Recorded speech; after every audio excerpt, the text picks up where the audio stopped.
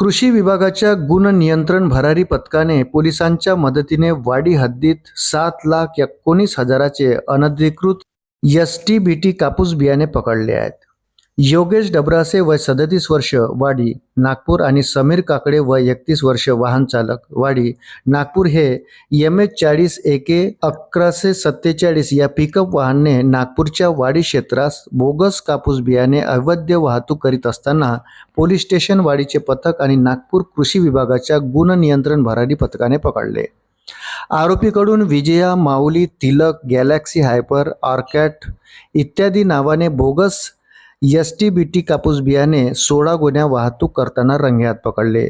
या पोत्यांमध्ये 7,19,000 रकमेचे बनावट कापूस बियाणे 798 पाकेट आढळून आली. 1.5 लाख किमतीची पिकअप व्हॅन जप्त करण्यात आली.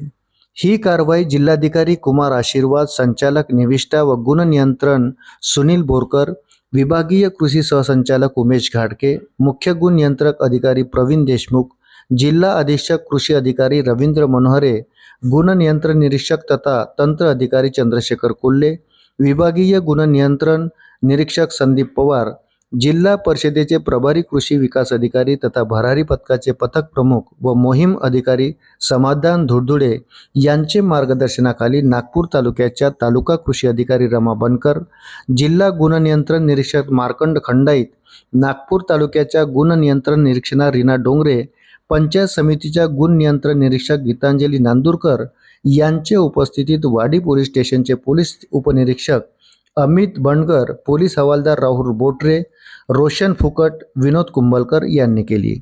अशाच नवनवीन अपडेट्ससाठी व्हिडिओला लाईक आणि चॅनलला सबस्क्राईब जरूर करा. धन्यवाद.